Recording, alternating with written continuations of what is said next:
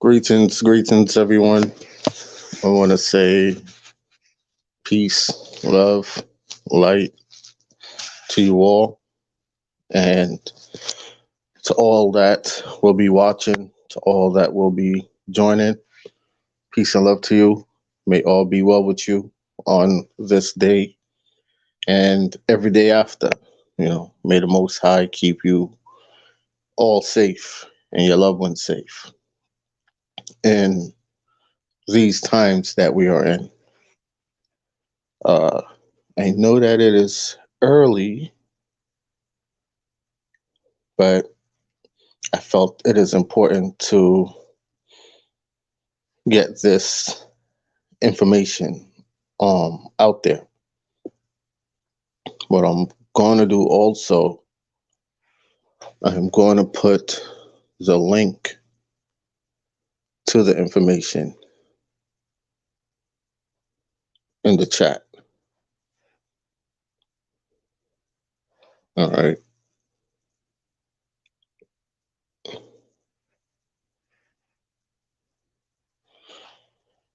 So what we're going to be addressing is the 1739 Maroon Peace Treaty with the English, right? Since I'm doing it all for myself, what I'm not able to screen share, but what I can do is just put the link to the version of the treaty that they have out there. And this version is coming from Harvard University, right? What we've been having for years was misinformation on history by entities that was created by the corporate crown. Okay. Um, if you're watching this and your screen gets blurred, you just adjust the imagery, right? Just adjust it and it should come clear. Um, so yes, so throughout history, there's been a lot of misinformation put out there when it comes to what they will call the American Negro and their ancestry. Now, we say American Negro, and people from the Caribbean or some people from the mainland will think that it doesn't include the Caribbean islands. But this all goes back to what what is being put out there now to 1492, 1494. 1492, they said Columbus sailed the ocean blue. He came into the Americas. He went to four places, and that was four Caribbean islands: Haiti and Jamaica, what they call now Jamaica in corporate paper, are two of the four islands. Dominica, he sailed past and called it Dominica. This is how these stories go. Now, 1494, he supposedly got to what is now called Jamaica on corporate paper. And the reason why I say corporate paper, and you'd also hear Richard Curry, the Akongpong Maroon chief, will say corporate in some of his speeches when referencing to Jamaica. And there's a reason for that. But this is deeper than the the Zamakan, or what people also pronounce as Examica archipelago, right? This is about the entire Americas. And we're going to clear up a lot of the confusion because we've been taught throughout history, especially stemming from the Garvey era. He is one of the mainstream candidates that pushed a misdirection away from our ancestry of the Americas and started paper genociding folks of the Caribbean and folks of Northern America. Now, people say, what do you mean by that? And people who are Garveyites will want to get offended. But the truth and reality is that Garvey's master teacher was a man called Muhammad Deuce Ali, or Ali Deuce Muhammad, whatever. It's Deuce Ali. And he was a Moor, right? He was a part of the whole Moorish movement. And he taught Garvey. And Garvey took that education and ran with it. I'm not saying that he knew or he didn't know. All I'm saying is that he was also initiated into their Masonic organization. And we know when it comes to these organizations, it's a whole thing about secrecy and misdirection. And the biggest secret in the world is the true identity of the people of the Americas, the descendants of the first people. And it was vital in the plans for colonization, for the colonizer, to get you to identify underneath an identity that has nothing to do with this land. And when you hear me say America, that goes for the entire continent plus the islands of. You could look at a person today that identifies as Jamaican and you could tell them, hey, do you know that this island has 28 other islands, and all of them are a part of what is called America? And they'll look at you and probably laugh and say, no, this is a British island.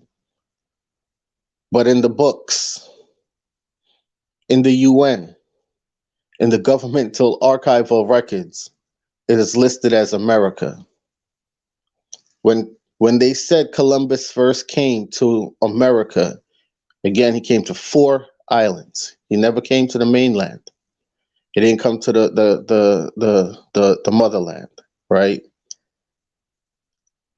And when you go on the maps from the 1400s, coming up into the 1600s, you'll see that Xamaca, or what some call Examaica or Jamaica, because the X has different pronunciation. The XI pronounces as a phi, the XY pronounces as phi. The X originally was the pronunciation of what you now call Z.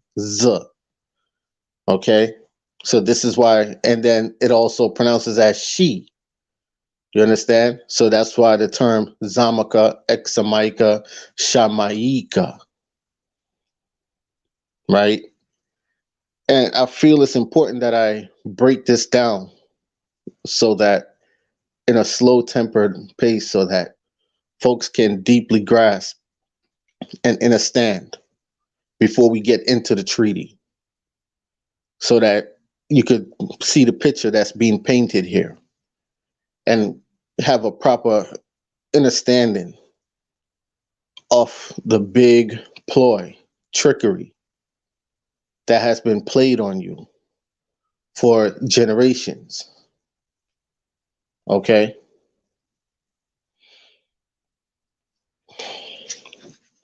So, Columbus only came to 4 islands.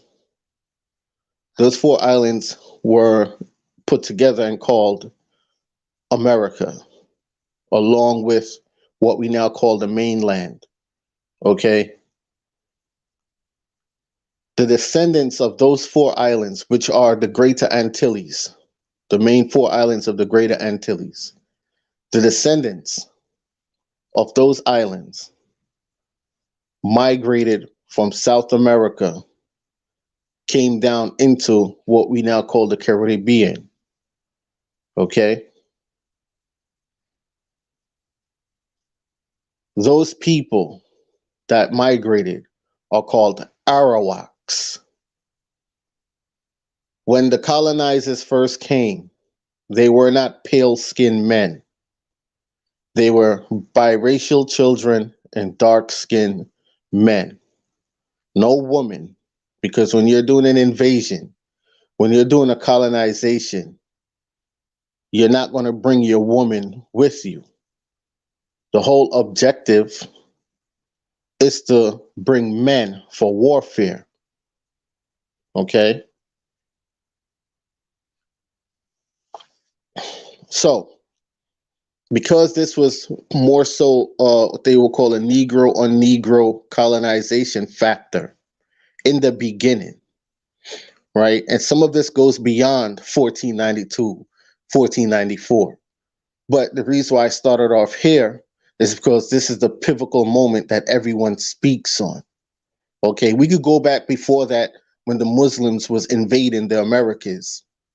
We could go back before that, and their descendants of whom are now calling themselves Moors. Okay,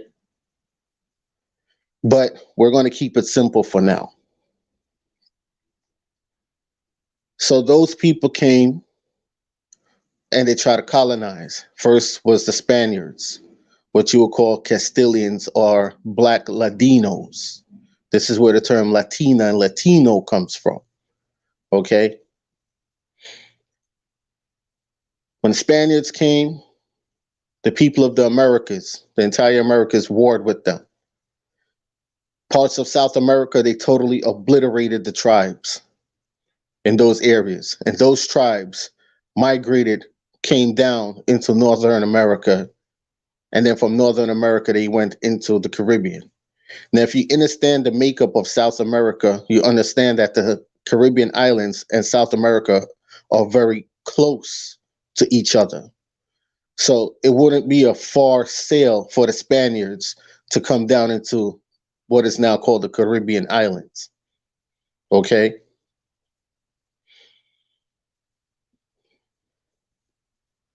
So when these wars was going on and the Spaniards was losing, when the Spaniards passed on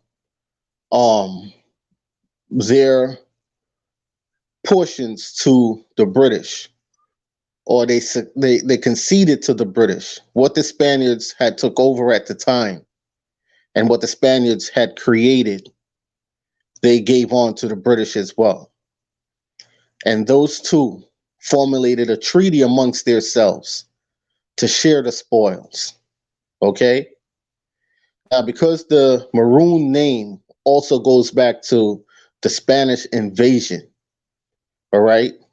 Because originally the Maroon name was created to identify and describe the color of chestnut. And it goes back to the chestnut tree. And the reason being for that is because it was to show the mixture of tribes of the Americas that came together to fight as one. And that's where the term Seminole, what they call the Seminole Indians, came from. So majority of what is majority of down south, South Carolina, North Carolina, these places were originally a part of the state that they now call Florida. Okay? And Florida was a massive place. All right? Anyway, the wars raged on. There were many wars, especially that took place in what they now call a corporate paper, Jamaica. Many wars throughout the years. So you have to understand that when colonized, because when you're hearing the Akongpong chief talk about our people and our people fought and our people were treaty, the only treaty that exists is the 1739 treaty that they talk about publicly, but you never see the original copy. They talk about it publicly, but that treaty was only with the Akongpong Maroons. It wasn't with any other Maroon, any other place that was labeled as Maroon people. okay, or Maroon settlements. It was only with the Akungpung Maroon. And in that treaty, they don't even call them Maroons, they call the place the cockpit, okay? The people of the cockpit. So you have to understand when Horace Chang is saying Maroons don't have land, there's no such thing as a Maroon. It's because there isn't. When the name that holds you and binds you to the land, not just the Caribbean islands, but the entire Americas, anywhere your ancestors set foot upon, yeah, as bloodline descendants of some of the first people, of some of the first inhabitants of the entire Americas, yeah, and you built and you developed, all of that is territory for you and all the other original tribes to hold as inheritors of, not just the little small pieces of islands. This is why even up until the 1800s, a man could have just went on his boat and rowed over into Florida in these places, and the Coast Guards and National Guards at those times couldn't say anything because it's a part of your inheritance. Do you understand? Now, through colonization and many so-called tribes that call themselves tribes sold you out and formulated corporate contracts for governmental incentives. And when they did that, then they created the system of green card, travel papers, these things. And then they told you there are borders and restrictions, and you need permission from the embassy and these things. And then they taught you that, oh, this is the Caribbean and the Caribbean is separated from the Americas. But it's not. It's one and the same. So I feel like I need to break this down to show you how the damage that came from this treaty. So anywho, wars raged out from 1494 coming on up to 1739. So when the colonizers first came, they came to the shores. The first line of people that fought the colonizers were the people on the lower lands. And they fought, and they fought, and they fought on. They fought the Spanish, and they held them off. Yeah? Then after they fought the Spanish, came the English. And some flee up into the mountains. Okay? And those who couldn't flee stayed. Because if everybody flee, who was going to fight off the colonizers so that you could get away to go up into the mountains to have another fighting chance to live to fight another day? So when some Maroons and even Bujubantan itself are telling this story, come correct and tell it correct. Because they've been passing down this type of story throughout their Maroon communities for generations, and it made it seem as if the lower land people betrayed them and only the Maroons fought from 1494 to 1739 up into the mountains and no one else fought. Now, if you count from 1494 to 1739, how many years that is, there is no way a band of people is going to hold off 80 to 90% of an archipelago island. And now the reason why I say archipelago, because at that time, the other little smaller islands around what you now call Jamaica and corporate paper had inhabitants of people. So you cannot tell me that you fought off all those people on those other islands, Goat Island, all these islands, huh? Cassava Island, that's between Haiti and now what is called Jamaica and corporate paper. People are living on these places. You can't tell me that all these people decided, well, they're going to betray you and subjugate you up into the mountains, but these people have no treaty to this very day with the colonizer, only you. Only you have a treaty. Hmm? And when you're telling your story, you say the Maroons went to Haiti and helped the Haitians fought. And then they went into South America and they freed the Indians from slavery in South America. And they went into North America and they freed the Indians from slavery in North America. But you're saying the entire island was against you. So when did you have time to leave from up into the mountains to get a boat that you'd have to come down on the lowlands to sail through all these places to help fight these wars? Their story don't make no sense. And as full-time people call them out on it so that they can start telling the truth, so that we can properly understand more of the history, because all of our history connects, right? Now, when you read this treaty, I want everybody to understand, within this treaty here, yeah, let me go to it. Let me get to it here. So this is from the Harvard education website. And articles of pacification with the Maroons of Trelawney Town concluded March the 1st, 1738. Like, everyone is talking about these topics, but no one is reading this treaty to you, because these other mainstream platforms that's talking about it, they never even read the goddamn treaty. So they don't even know what it says, but they're backing and defending something they don't even know what they're defending. Now, this is not an attack. This is a correction of information. Okay? Now, in the treaty, it says, in the name of God, amen. Now, when you see amen, you think amen is like how you end a prayer, but that's actually the name that they call the creator. Amen. You know, it also goes back into the whole Amen Ra thing, but that's something else. That's something different for another time. The whole sun thing. But in the name of God, amen. Whereas Captain Kudja,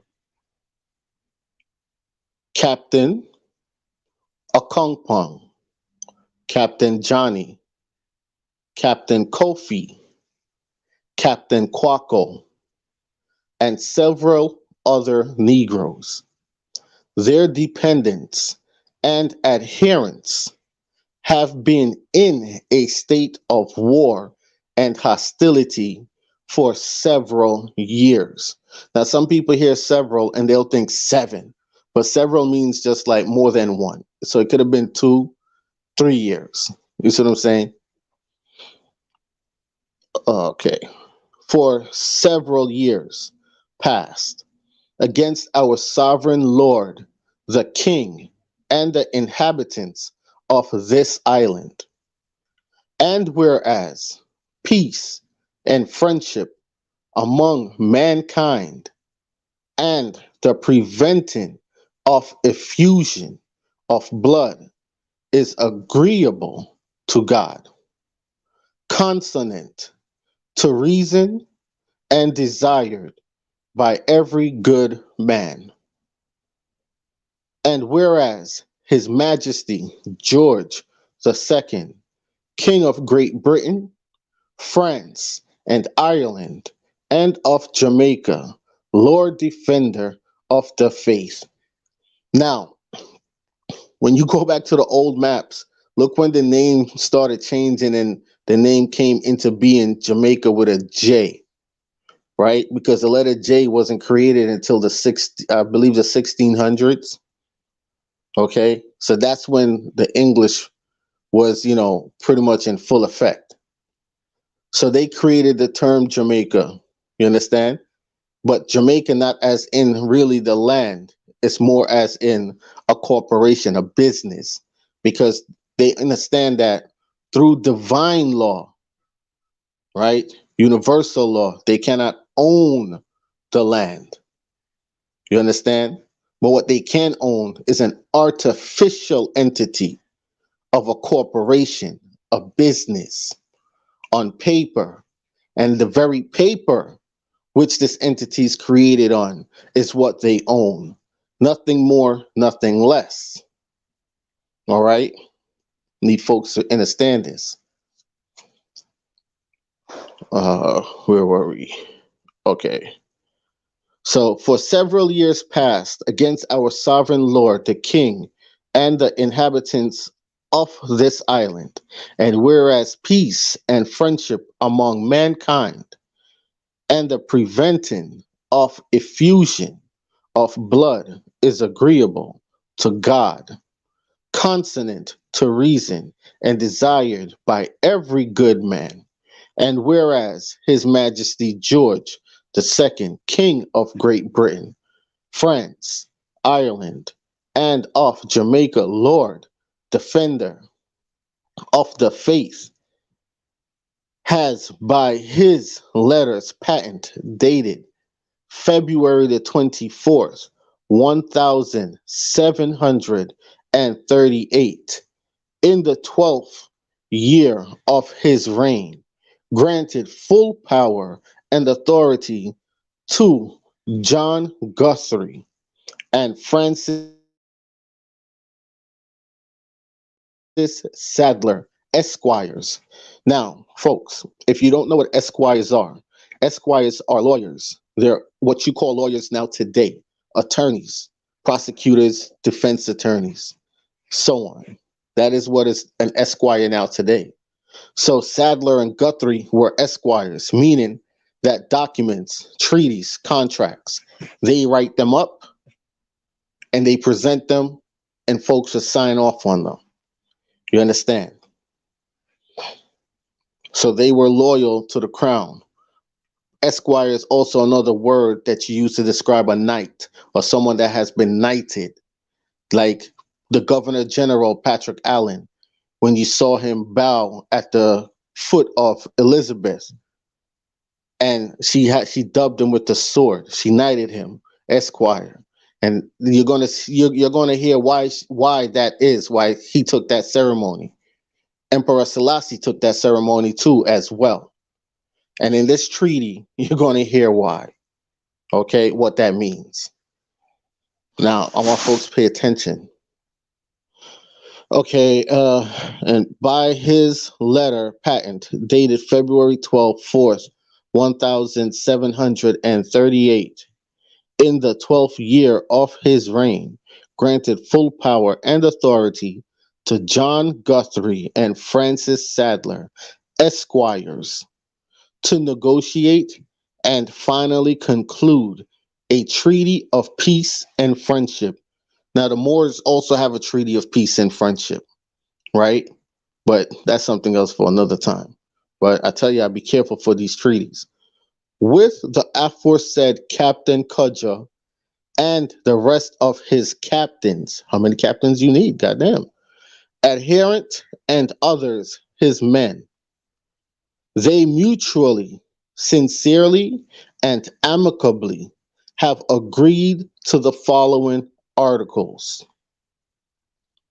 Article 1, that all hostilities shall cease on both sides forever. Article 2, that the said Captain Cudger, the rest of his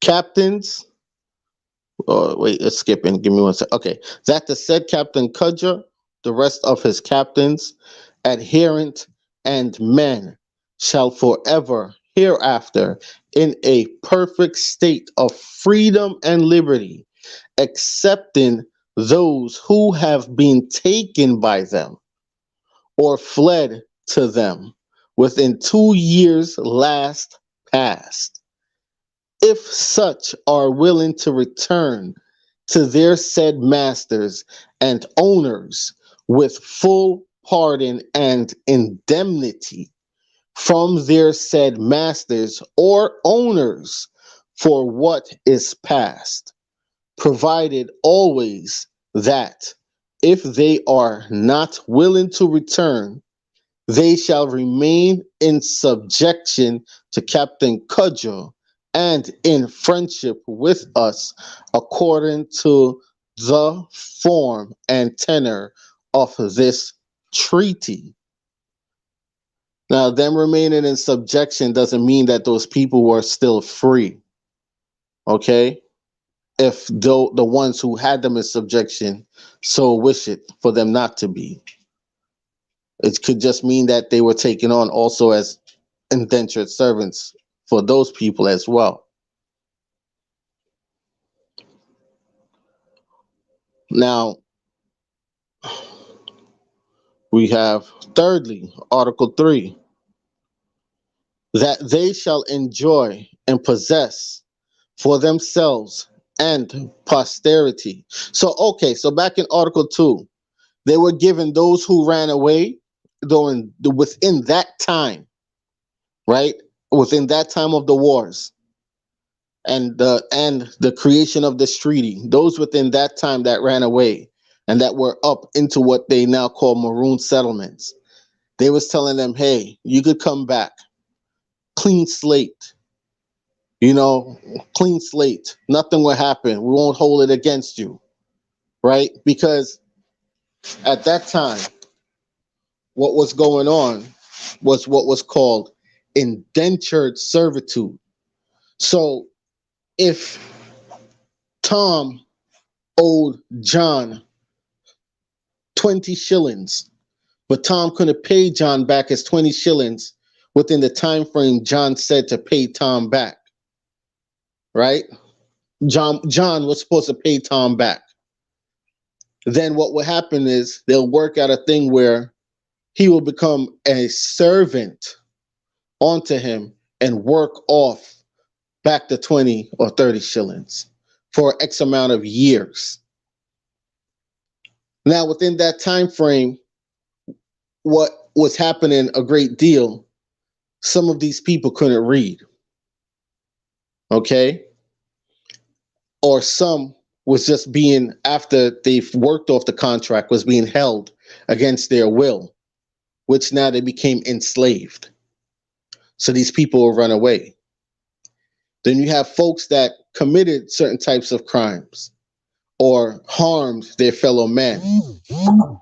And because they did such thing, they ended up again as what is called indentured servants, okay, to pay off said debt. Then you had those who were prisoners of war that ran away. Okay, now the first prisoners of war were the people on the lower lands. Okay, so they ran away. And when they ran up into the mountains, the people that they'll run into would be the Maroons. Okay, and they will hold these people or give these people shelter at the time. All right, they'll do these things. Now, let's go into Article 3. Thirdly, that they shall enjoy and possess for themselves and posterity forever all the lands situate and lying between Trelawney Town and the cockpits to the amount of 1,500 acres. You hear that? So they were awarded 1,500 acres. That's their territory. 1,500 acres from then to this day is their territory. This is the treaty that they're going off of to claim their sovereignty. But this treaty only gave them partial sovereignty. They don't have full-blown immune sovereignty. Okay? Okay.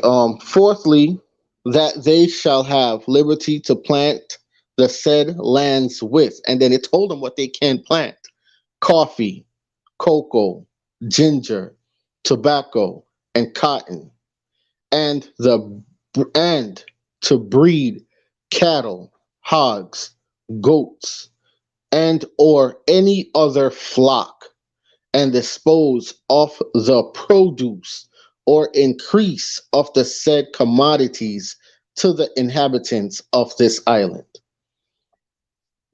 provided always that when they bring the said commodities to the market, they shall apply first to the customs or any other magistrate of the respective parishes where they expose their goods to sale for a license to vend the same. So first in line, they will always have first in line to certain locations to vend, to sell their goods, and to sign up for their vendor's license and these things before anybody else. You understand? So the folks who didn't treaty with them wouldn't have this type of commodity, wouldn't be first in line. Those folks who didn't treaty with them would be last, would be the ones subjugated to more oppression than anybody else, mistreatment, so on and so. Okay? This is important.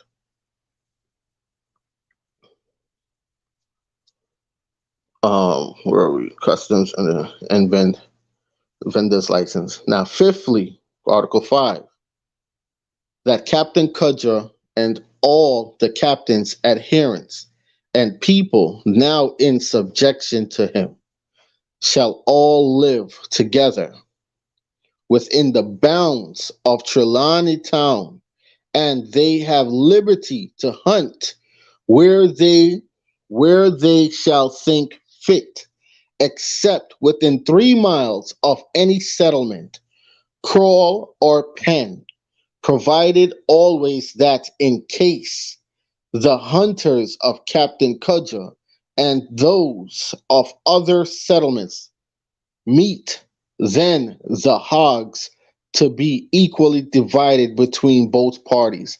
Now, if you pay attention so far, you hear no mention of a name of Maroon in this treaty. You understand? But they're telling you that the people who now identify as Maroons, they had their settlements, but they were people outside of there were neighborhoods outside of their settlements. You understand? There were communities outside of their settlements, which still stands to this very day. So who were those people? Hmm? So let's go back over 5. That Captain Cudger and all. Okay. We did that.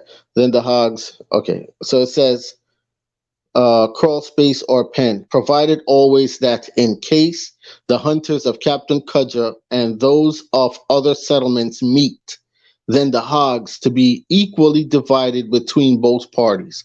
So if they go hunting, if both of them of the Maroon settlement and the people outside of the Maroon settlement are going hunting on the hunting lands, the hunting grounds, and they're going after a hog, then they're supposed to share that hog in half for both communities.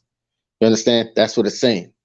It's supposed to be split in half. So those who are not considered to be Maroons and those who are considered to be Maroons, like I'm using the word Maroon because it's what these people are calling themselves today. So those who are considered to be Maroons and those who are not considered to be Maroons shall still equally share the spoils of the hunt. You understand? Give me 1 second here, folks. Let me plug up my phone. All right, because it looks like it's about to go dead.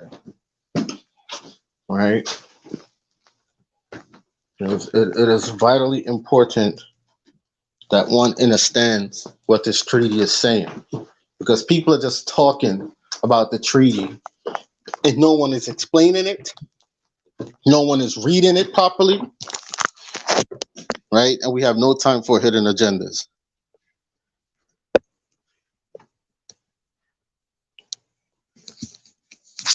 Let's hook you right on up. There we go. Got it hooked up. It's hooked up.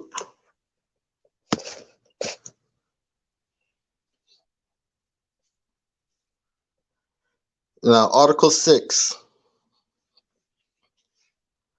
Article 6. that the said Captain Cudger and his successors do use their best endeavors to take, kill, suppress, or destroy either by themselves or jointly with any other number of men commanded on that service by His Excellency the Governor, that's the Governor General, or Commander in Chief for the time being, all rebels, all rebels, whosoever they be, throughout this island, unless they submit to the same terms of accommodation granted to Captain Cudger and his successors.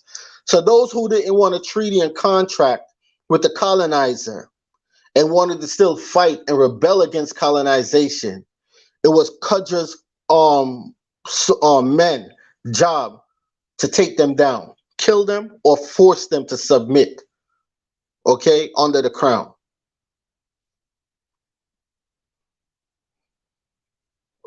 Article 7,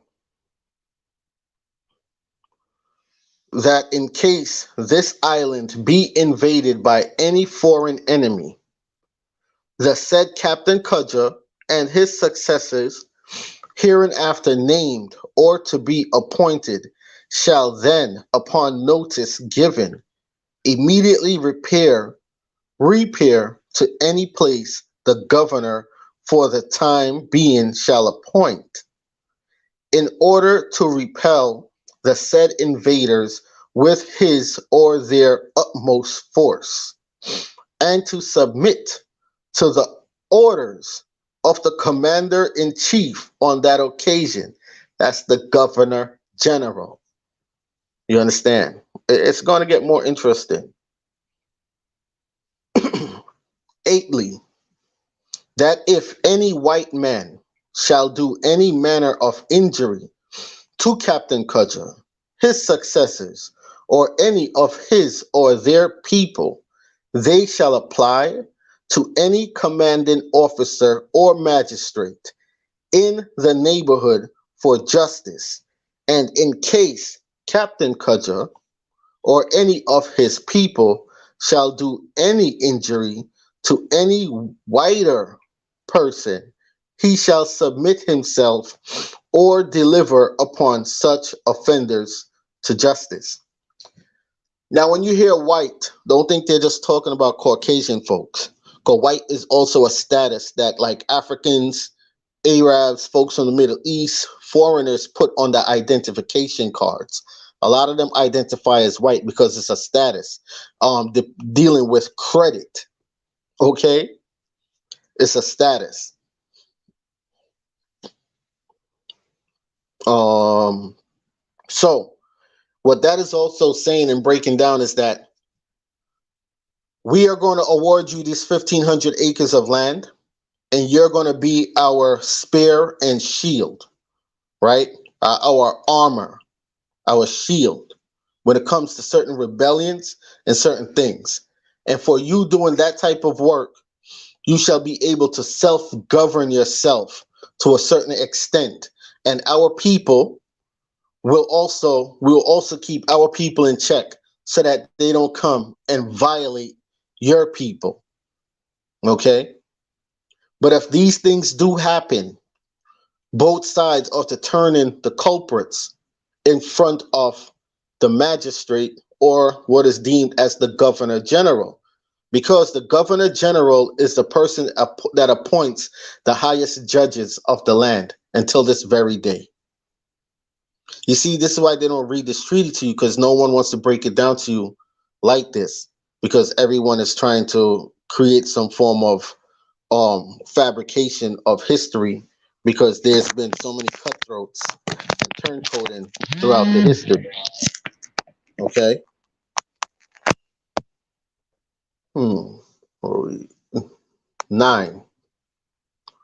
Ninthly, that if any Negroes shall hereafter run away from their masters or owners, and shall fall into Captain Cudger's hands, they shall immediately be sent back to chief magistrate of the next parish where they are taken. You understand? Now, when they also say Negroes, Negroes was what they started calling the Indians of the Americas. All right. You went from Indian to Negro. Then they started calling you black. They started calling you descendants of Africans, African Americans, Afro Caribbean. Okay. All these things to take you away from the name that rightfully linked you to the land as the first people. So let's go back to this. Ninthly, that if any Negroes shall hereafter run away from their masters or owners and shall fall into Captain Cudger's hands, they shall immediately be sent back to the chief magistrate of the next parish where they are taken. And these that bring them are to be satisfied for their trouble, as the legislature shall appoint. The legislature shall appoint. The assembly granted a premium of 30 shillings for each fugitive slave returned to his or her, to his owner by to return to his owner.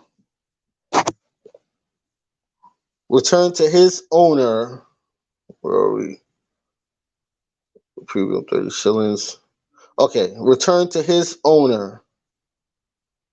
Legislature appointed. Assembly granted 30 shillings or fugitive return to his owner by the Maroons besides expenses. Okay. Now they have that part into brackets. Now the reason why you see the brackets in that part is because something was either altered or something did not belong there. Okay, and I'm betting it's the word Maroons, which is why they put up the brackets there, because that's what the square brackets mean. Something was not there before, and the author that rewrite this back added in something that was not supposed to be there. This is why we asked to see the original handwritten treaty, and I was told that since I am not the keeper of that document, I am not privy to see it because they're hiding something, or it just doesn't exist. I don't know what's going on, folks, but my phone is way overheating. So if it goes dead, I'll just do a part two, a continuation to what we're breaking down now. All right, that's all.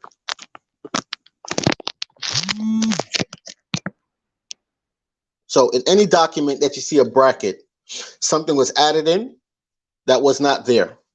Okay. Okay. Tenthly, that all Negroes taken since the raising of this party by Captain Cudger's people shall immediately be returned. 11thly, now they returned those people. Otherwise, they would not have this treaty to this very day, and they would not have had the lands that they were granted on by their king to this very day. Now, anyway, 11thly, that Captain Cudger and his successors shall, 10thly, that all Negroes taken since the raising of this party by Captain Cudger's people shall immediately be returned. Article 11, that Captain Cudger and his successors shall wait on His Excellency or the Commander-in-Chief for the time being every year, if thereunto required. Now, chiefs are considered kings, emperors, rulers. A king does not wait on no one.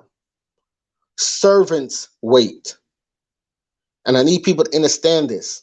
Servants wait.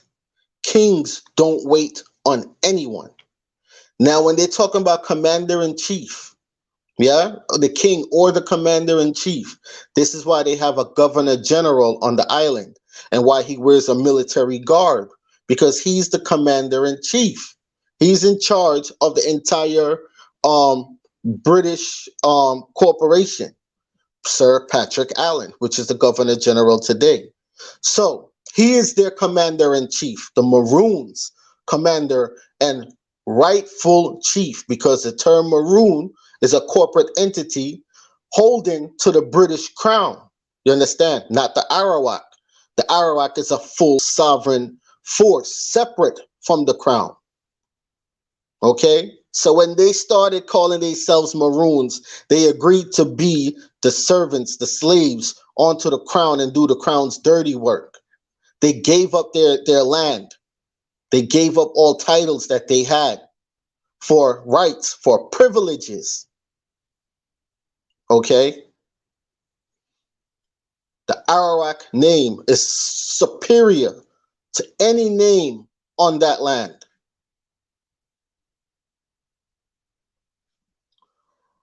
12thly, that Captain Cudger. 12thly, where are we? Well, give me 1 second, y'all, because this thing is kind of.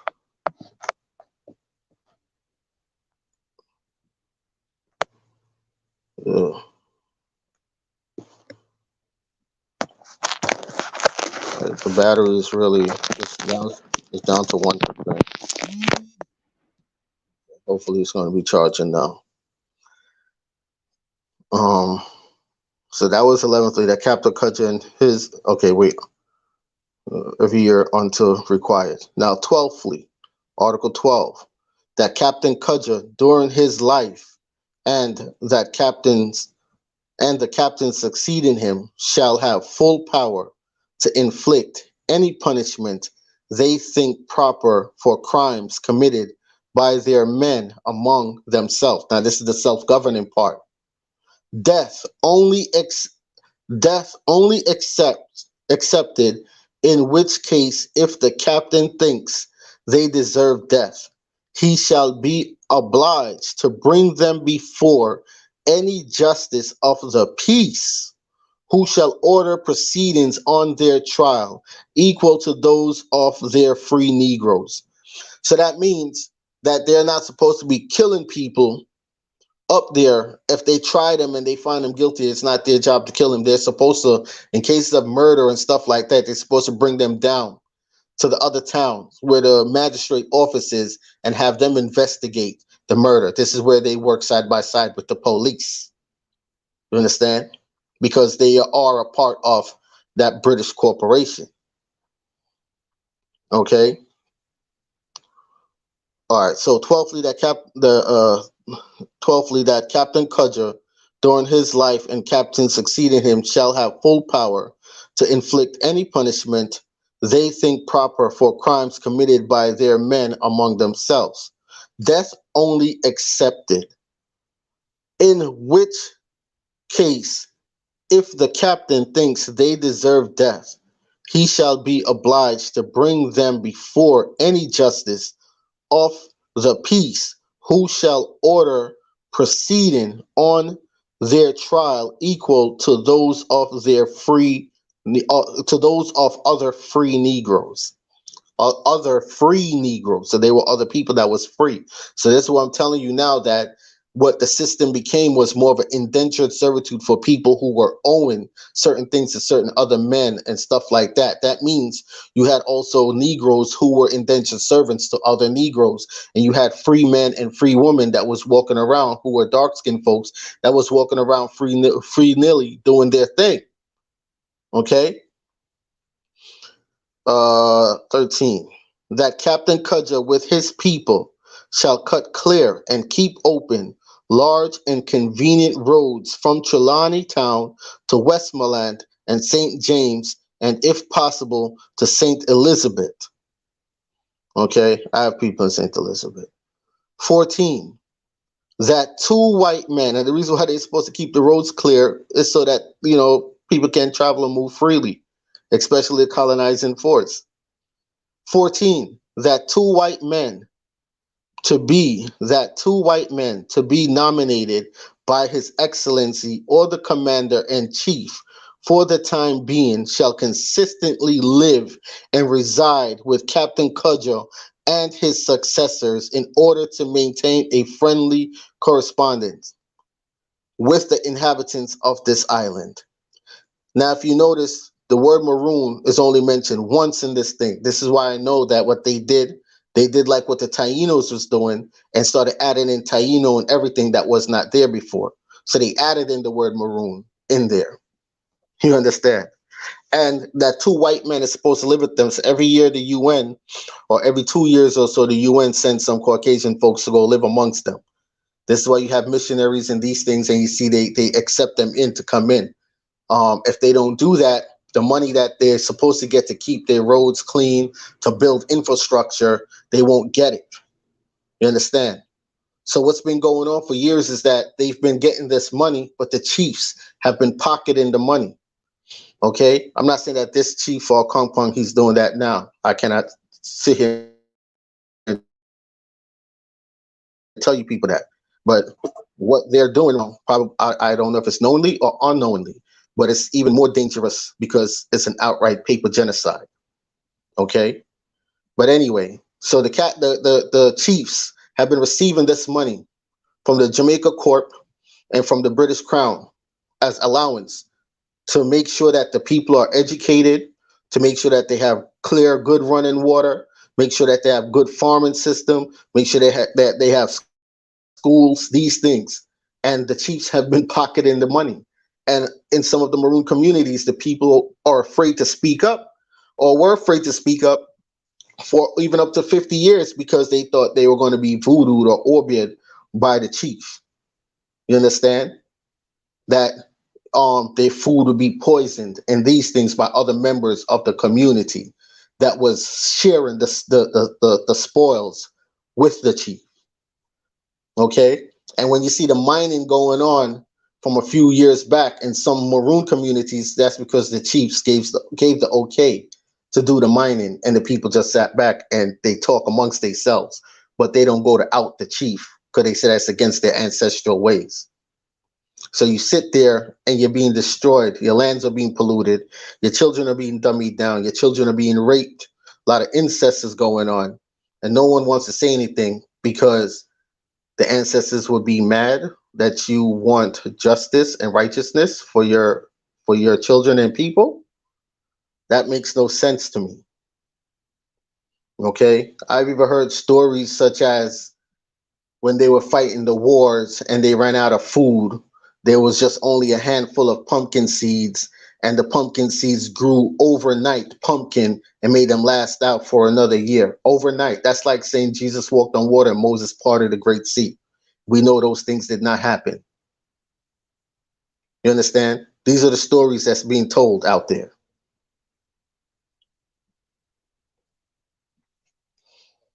Okay. Where are we? I think we're at the last article. Did we do 14? Okay, yeah, we did 14. Article 15, that Captain Cudger shall during his life be chief commander in Trelawney Town. After his decease, the command to devolve on his brother Captain Akongpong, and in case of his decease, on his next brother Captain Johnny, and failing him, Captain Kofi shall succeed, who is to be succeeded by Captain Quaco, and after all their demise, the governor or commander in chief for the time being shall appoint from time to time who he thinks fit for the command. So that means if none of these chiefs for Kongpong right now has any ties back to any one of those names that they called in the treaty, the governor general is supposed to appoint someone to be chief. You understand? And the reason why they kept the bloodline is because again, them and their children and their children's children was taught about the obligation that they have to uphold this treaty. So in case of any revolution or anything is supposed to take place, they're supposed to help the police Squash that shit. All right? So don't pay attention to when you see one and two police go up on their land and you see them arguing with them. All they have to do is go to the governor general or to the whatever magistrate office, and that magistrate will uphold the treaty and tell the police them to back off. Now, as far as when it comes to taxes on crops on land, the Arawakan people is not supposed to pay any taxes on their land for their food and none of these things. When it comes to growing the chronic, the government cannot tell you what you can and cannot grow as far as the chronic.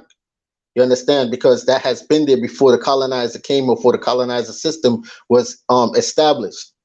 And because you don't embrace your indigenous identity, you embrace Rastafarianism, and Rastafarianism underneath Emperor Selassie.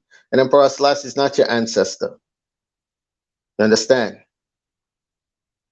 You embrace the Moorish movement. Now you're embracing the Taino people who are showing you that their whole objective is to erase the Arawak history. You embrace everything and everyone that are contracted with treaties like this with the corporation to mislead you away from your identity because they're getting paid to do so. That's why the Rasta community don't come out on topics that matters when they're supposed to come out in a timely manner. That's why the Maroons don't really go hardcore and speak about the jab genocide that's taking place right now, unless it's affecting Maroon. If it's not affecting Maroon, they're not going to say nothing. You understand? So them building a Maroon nation right now, they're in breach of the treaty. One, there's no such thing as a Maroon. Okay? We are Arawakan people. Okay? Arawakan people. And that has more claim than anything else. So what you will see now is people will say, well, we are Arawak, Maroon, Taino. You can't add on all those stuff on the name because those things never existed. So you're still committing paper genocide. And the reason why they still want to keep those things is because they still want that incentive from the corporation. But if you just stick true to your nationality, your identity, Arawakan people don't need embassy's permission to come to Florida, New York, Mexico, Texas, because that's all a part of our indigenous identity. We have the right to travel freely on the lands that our ancestors once inhabited and still do, because a lot of the people on the mainland are our blood relatives in a lot of these tribes that are here now today. You understand? So wake up, people. We can delve deeply into the whole Rastafarian thing and show you how it connects with the whole Maroon thing and how that goes back to Leonard Howell and how it goes back to Garvey, how Leonard Howell goes back to Garvey, how Garvey goes back to the Moorish Science Temple, and show you that these folks were agents throughout time that was just being paid to mislead you. And just like a hunting dog, every hunting dog has its day when its time expires, and you got to put them down. So when you see these people are supposedly assassinated, it's because their master decided to put them down. You understand? When the hunting dog starts waking up and say, damn, I'm the one that goes and hunt this boar, this hog. I'm the one that did all the hard work. Well, I got to drag this back to this man here for him just to cut it up. And, you know, he's taking everything and then giving me the scraps. So when the hunting dog starts waking up and want to come now and do the right thing for his pack, the master puts him down. Boom. Martin Luther King told you. He walked his people into a burning house. Malcolm X told you, you are Aborigines, but you don't want to call yourself Aborigines. Malcolm also said, we didn't land on Plymouth Rock. Plymouth Rock landed on us. And people took that and started still saying that, oh, we are descendants of Africans and these things. So even the term Africa or African is an exonym. It's just another name created by colonizers to distance those people from their land. You understand? Because when the land is abandoned, The foreigner, the colonizer, whether he be dark skinned or pale skinned, can come in and claim eminent domain and claim the land as unclaimed land and say that it's theirs. So when you're calling yourself Maroon, you're saying that you don't exist.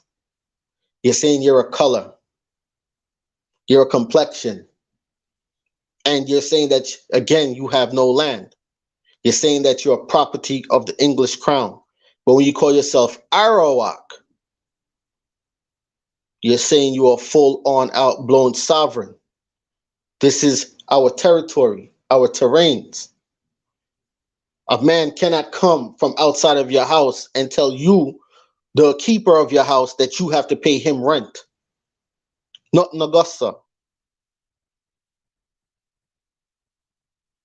Okay? So what's going on between them and the corporation and the whole mining thing? That's because of the corruption of their chiefs for all those years. Okay? That's because of their willingness to mislead the rest of the people. Like you'll see YouTube videos where they're calling, they say, where people are saying, yeah, you're African, and they're saying, yeah, our African ancestors. But in private, I'm telling you, they know that that is bullshit. You understand? But because of this treaty, this contract, they're supposed to mislead you. And it's not just on what they're now calling Jamaica. That's going throughout even the Americas, the entire Americas. A lot of these tribes have been doing that, going back to even the Iroquois Confederacy. This is how they got their land patents, because they helped genocide off hundreds of other tribes and forced them to, and the others were forced by them to join the Confederacy. This is how they received their land patents. You understand? You just had tribes that sold out other tribes. That's just a harsh reality. And still continue to do it to this very day out of utter ignorance and greed. That's just the reality of it. The deeper thing is that in some of these Maroon communities, they don't consider themselves to be the same as the people in the lower land. So when they're putting in this fight for sovereignty and land, it's to box you out. Because you have two that we were dealing with, brother, our American Arawaks and I were dealing with for years. So they understand what's coming. So they're helping those people prepare, their fellow Maroon brothers and sisters prepare.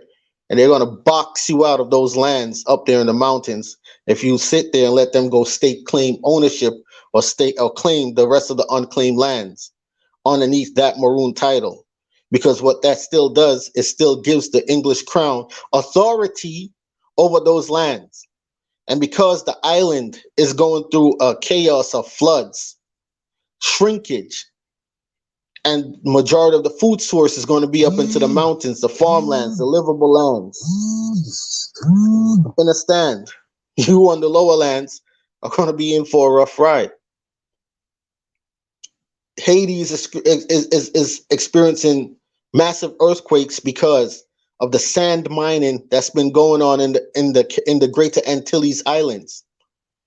They're digging away not only on the sand of the ocean floor, which is disrupting the tectonic plates. So these earthquakes are going to happen. They're doing it more so on the side of Haiti, because the Haitians, what they call Haitians, still maintain their full Arawak identity to this very day, and are right now, in the eyes of all the colonizing force, the only true sovereign place in the Americas, the only that has not contracted with the corporation, which is why the corporation had all the other islands that they contracted with, what they call it, they put a thing on Haiti, like what they did with Cuba, where they cannot get any medical relief, no help, no food, no nothing. They try to destroy their currency, all these things. God damn it. The word is at the tip of my tongue. The word is at the tip of my tongue. But yeah, this is why Haiti's always being punished. And Haiti still has the royal crown. The royal sanction. Thanks, Arawak. Sanction. This is why they sanction Haiti. This is why they try to sanction Cuba. Was why Fidel did the contract with Russia to have air-to-air missile defense system so that they couldn't come and violate Cuban waters. You understand? This is why Cuba built a military might. Okay? If it wasn't for that, Cuban planes wouldn't be able to fly out every time there's a supposed pandemic and give people a cure or a ailment to ease up what's going on. They would be stuck on that island. Can't move because you have military ships, Chinese, US, all these military ships in the waters telling them they can't go nowhere until they have certain papers to move. And those ships are what they're doing is unlawful. You can't tell a man that he can't move from point A and point B in his own territorial waters, which is the entire Americas, the entire American hemisphere. So I need people to understand how deep this is. Okay? When you identify as something that you are not, and those who don't know, all right, you don't know. But the ones who do know and still push the propaganda because of incentives that you're looking and still continue to mislead the people. That's why when you're seeking justice, there is no justice for you. This is why the justice is blind and the scale is always off balance until the people have to set that balance back. But it's hard for people out there to just be righteous freaking people. And when they learn the truth, they still, we can't really let them know that because right now this is what we're trying to get. You understand? And they still go along with the agenda to purposely mislead you until they get what they want. Then when they get what they want, they're so deep into first of all, if the Akongpong Maroons want to be sovereign, they're not supposed to even be down in Parliament signing the guest book in Parliament. The chiefs are not supposed to be holding to the Governor General. The chiefs are not supposed to be operating also as a type of judge or magistrate in Parliament, which they do. Okay? So they are a part of Parliament. You can't say that you're sovereign, but you're a part of the colonizing force that is oppressing you, that is supposedly oppressing you. Okay? That is a conflict of interest. So when Minister of Defense, Horace Chang said, there is no Maroon people and Maroons don't have no land. This is why this man said that. So when you guys out there are saying this man don't know the history, he's well educated on the history. He has all the archival records. Majority of the records is in Spanish tone. That man has access to all of that. He has records that they don't even put out in the public for your eyes to see. You think he don't know? He knows, just like Andrew Holness know. Andrew Holness know that once you declare your indigenous rights and status as the Arawakan people, all those shutdowns and curfews that he's doing no longer stand. It cannot happen. But because you go and you have a TRN, these numbers that mark you as corporate property, all capital letter name in their system, that's what he has power over. It's not really you, the living man, but if you tell the average person this, they won't fully get it.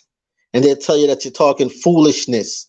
And they'll tell you that they're a liberal and they're a PNP or they're a Democrat and they're a Republican. And they love their party. Two wings on the same goddamn bird of their oppressors. And neither wing flapped in any direction to quell you from your oppression. So which way does the pendulum swing?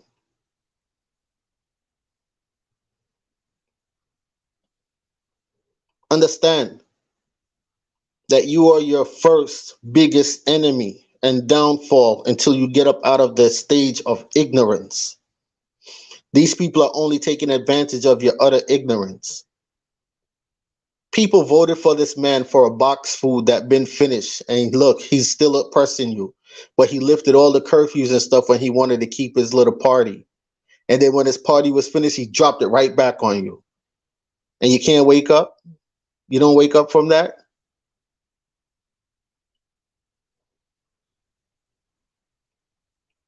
I, People say, why don't you talk about what's happening with the Maroons? Because they knew these things for years and they stayed quiet. They willingly stayed quiet. So now that something bigger than what's happening to them is going on, I'm not going to sidebar and sidetrack because there's a bigger genocide on the world's people that's going on than folks that willingly stay complicit and compliant and silent. Okay, out of fear of being voodooed and orbia. But if your ancestors had that warrior spirit, you wouldn't care if a man had whatever voodoo and orbia that they wanted to do. You'll still fight for your children, your children's children, if it means to cut down your own chief who's corrupt. One chief running things for 25 years, robbing up all the money and the people and suffering. Their bridge washed away. Their house is washing away. And this man had the money to refix back everything and all these things, or to make sure these things stayed structurally strong. And they still wouldn't say nothing about the man, only amongst themselves. That's horse shit. Foolishness. Foolishness. So do I go and say, oh, look what these people are going through, and focus on them? Or do I focus on the jab, the jab genocide that always takes place every 100 to 50 years to massively lower your population, especially amongst the darker people? You are the first in line. You understand?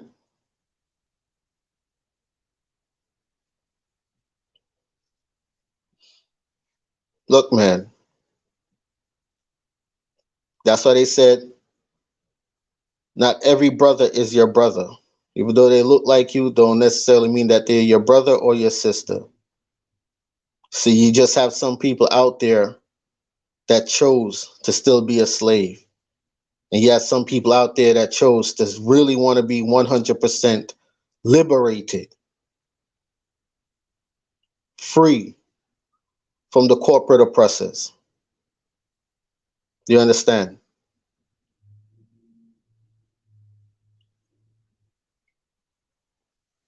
Pay attention, family. This thing is deep. And one of these days, we're going to link in the whole Rastafarian thing into it too, because they too have an agreement with the corporation. And all these agreements were turned into bank bonds. And any amount of names that they could get to join their organizations, they're turned into straw man names, all capital letter names, which are turned into bank bonds, which is on the JSC, the Jamaica Stock Exchange, which the government of Jamaica and the Jamaica government of, or entities on the Securities Exchange, the Securities Exchange website, which is for corporations. Okay, so all those bonds have QSIP numbers and brokers that are maintaining those. That's what the birth certificate is. The birth certificate has a QSIP number. I found mines. I know how much mines is worth. And every time you lose a birth certificate, you get another one. That's a new account that's reopened. So when you're going to prison for nonviolent cases and these things, and you sign those court papers, you gave them permission with your autograph on the court paper to lock you up and send you away to cover the bond. This is how deep this is. This is what your prime ministers and your governor generals know. So whether your prime minister was a PMP or your prime minister was a Labourite, this is it. That's what they know. So they don't give two shits if you voted for them or not. They don't care if you went ahead and killed off the opposition. At the end of the day, they're using both sides for money, greed, trafficking of humans. So this is just bigger than a set of people that chose to stay complicit for years, generations, and giving off fairy tale stories about pumpkin grown overnight. Okay? So this is why the big secret, this is why enough of these people is defending that this information would get out, and you'll see that, yo, some of their ancestors was just straight up sellouts. Some of their ancestors weren't sellouts, but they were sold out by their own kin, their own blood. And that these set of people here are receiving incentives, money, especially from the tourism trade going on. The amount that they receive from that, they get a percentage of that. But we live in a society today where everybody want to floss. Everyone want to feel like the big dog because they have this amount in their pockets and they could pull this and pull that, materialistic things, while the world is being destroyed around them.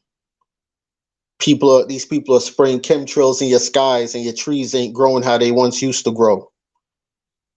Aluminum particles in the air that you're breathing in the most hottest of days, destroying your lungs, clogging your throat, and then they telling you that you have this supposed virus, and those are the symptoms of the virus which these aluminum particles cause. Being tricked to go voluntarily kill yourself. So I don't have time to talk about some people that purposely stay complicit.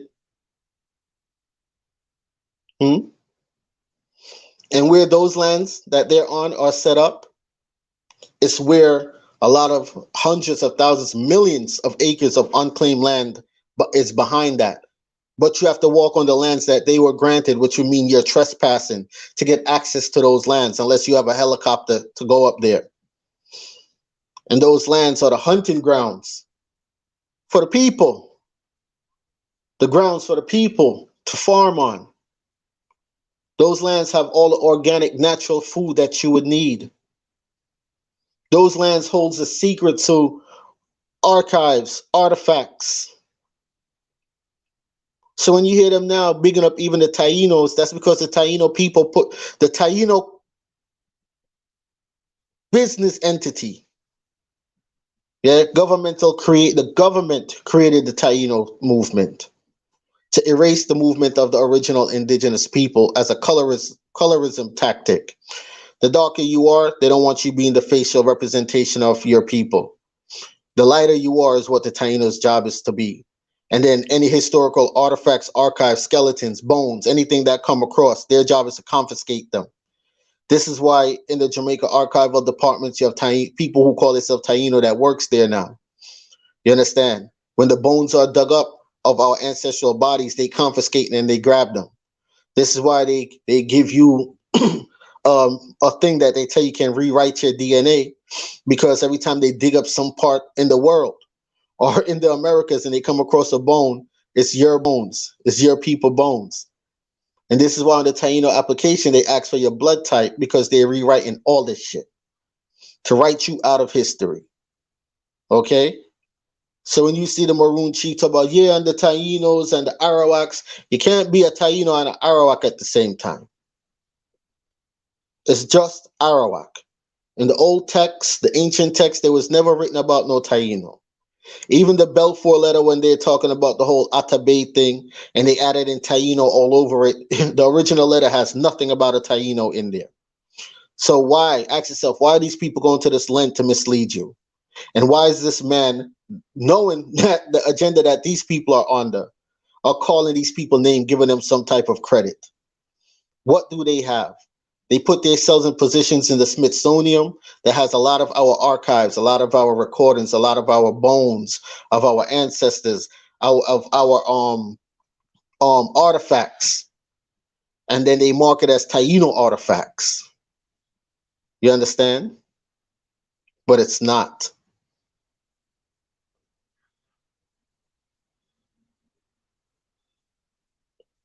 So there's a big theft going on here. That's why me, I don't give these people no form of recognition. None. Because I know what they're doing. I would never big them up on no media platform.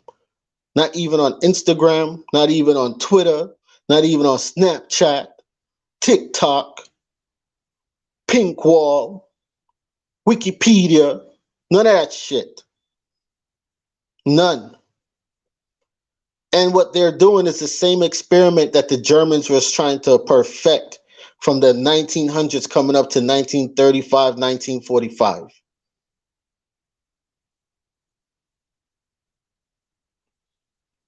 Okay? Period. And the Atabe thing that, people talk about, it doesn't mean what you think it means.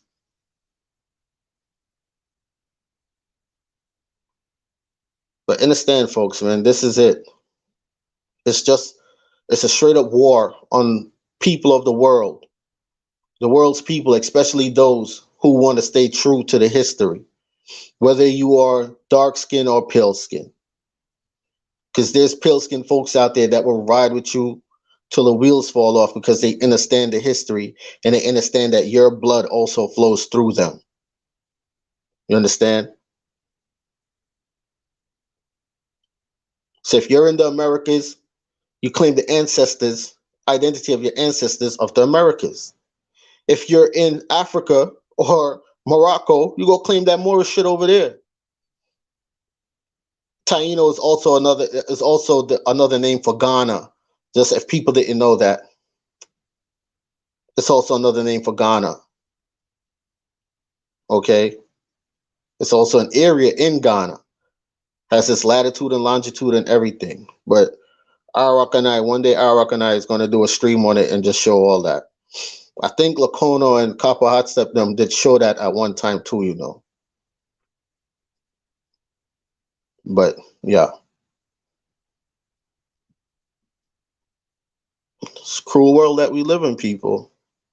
But you have to make the hardcore decision. Or you're going to stay true to your ancestors, or you're going to be one of those people that just call the ancestors' name. Yeah, but you're not staying true to what they. Well, I mean, if those ancestors fought for betrayal and these things, then they're staying true to that. But if your ancestors didn't take a deal and wanted to fight till the very end to freedom over death over slavery, enslavement, right? Or wanted to fight to the very end to make sure that their people were free and not suffering, or would not be on the iron fist of the corporation. Because if you yourself don't have a military might to protect you, or your military is under strong influence from an outside entity, you can't say you're sovereign. You can't protect yourself. You're being extorted. You understand? You have a loan shark that says, "Hey, let me go in Kima's hair salon and go check Kima real quick. Yo, Kima, you got to give me something monthly for the protection. Kima like, but I got my own bodyguards. Nah, we gonna kill them. We got rid of them. We a bodyguard now. So we what you make? You make like what, 5,000 a month? All right, we want like 3,500 a month out of that five. How you get the rest of the money to keep your business up and running? That ain't on us. But we're gonna protect you. I'm gonna put Jorge and Carl. They're gonna have their cars, in the streets right here, and John and Tony, they're gonna be sitting in your shop right here, and all the others is gonna have their offices down there, and this is how it was set up. This is how it's set up with the waters, the roads. But but you could avoid all that if you contract with me and we just take some taxes out of your employee's paycheck. $50 here, $50 there, taxes, and we'll take away your right to travel freely and just say that you're driving, because driving is now a business term for only businesses who are making money. So when we say driving, and then we'll contract with an entity called the DMV, and what we'll do is have you go contract with them too, and then they'll give you their registration title, and you signed over your property to the DMV. So now they actually now own your automobile, and because they own your automobile and your title says Department of DMV, that's their title. And because my security force is contracted with them, they gave me permission to pull you over at any time and ticket you, to ticket back their property that you gave them, and even arrest you if we want, because you're now operating in a business capacity. You understand? It's a great amount of misleading that's been going on for years. Okay? Great amount. So it's either when this treaty was signed, these people didn't know how to read and write, and they signed off on this shit, and it was explained to them, and they still went along with it, even when it was explained to them. Okay? But it's a hard pill to swallow, folks. But when you don't identify as your ancestral identity or the oldest form of your ancestral identity, you gave up all rights you've had. We live in a contractual world. Okay? It's the reality of it. When you look at the old maps, you look at the old money, the real old ones, the real ones, not the rewritten versions that they lightened out the characters and straightened their hair, right? The old maps that show the Americas, the people of the Americas, brown and dark skin, woolly curly hair, or just straight afros. Okay? That's how it showed them. They didn't mention that they were Africans or nothing like that. Okay? Even in Columbus Journal, he said that he thought he was in Ethiopia, right? Or he thought he saw the people were like Ethiopians. And Ethiopian and Ethiopian, it means burnt skin, dark skinned people, right? That's one of the core meanings of it. You have Ethiopia, which is over in where they call Africa now, and you have Ethiopia, which is of the Americas. Okay? You learn a lot from these old maps.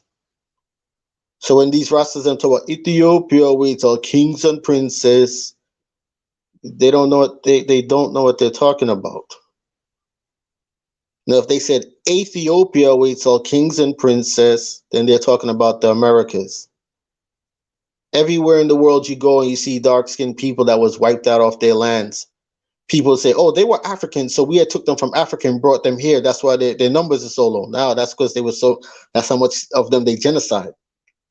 And then they biracial children, they genocide them too, right? The older ones. And then the young babies, they re-educated them. And they're the ones that started teaching you about Africa this and Africa that and so on and so. All right. That's why in history, you're going to start seeing that there were towns that was completely empty, no adults, only children running around. All the adults were gone. And those children were re-educated by the colonizer. So this history is deeper than what you think. And what you call the pale-faced people, they're just now gaining this power that they have. Just now, when you restructure back the timeline. And they didn't just now gain this power just so. They were working and still are working with dark-skinned people.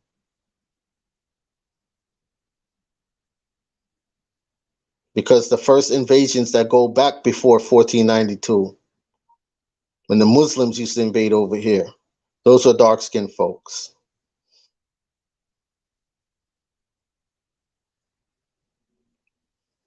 Wake up, people.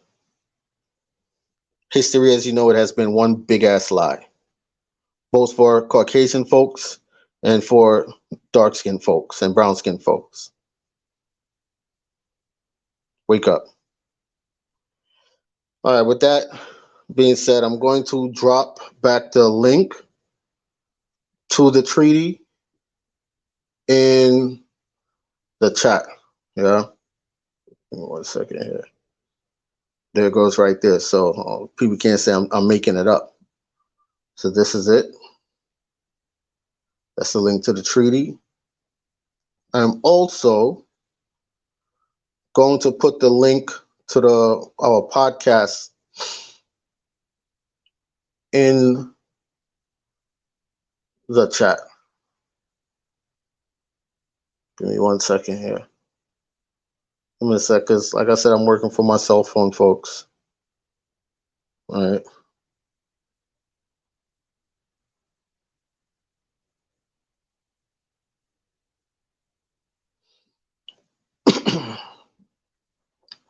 So the podcast is called Shitabi Media, right? And it's with an X, TABIMEDIA. Okay. All right, let's drop it in the. Come on. Come on now. Uh-oh. Uh-oh. What's going on here? Oh, come on. Stop playing. Okay. I think I'm having it now. Okay, here we go. There we go, right there. Now that's the podcast link. We're on many platforms. Spotify apparently blocked us, even though when you go on Spotify, everything comes up, but they just don't play.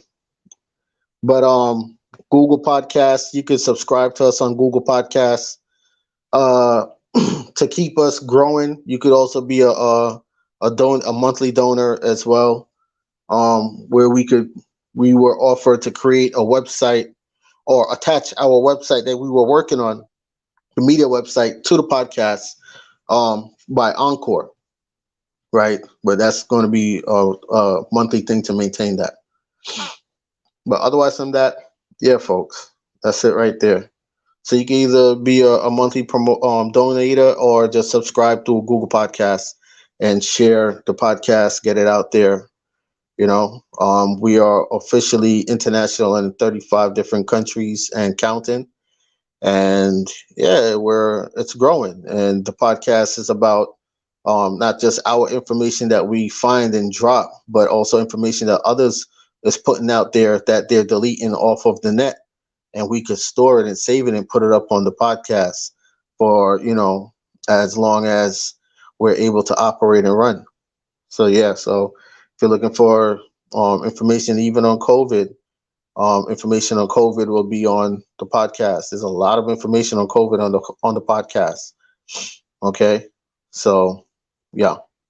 With that being said, I say peace, love, light to you all, and just enjoy the rest of y'all day, and may the rest of y'all week, go great, go wonderful for y'all. Peace, y'all.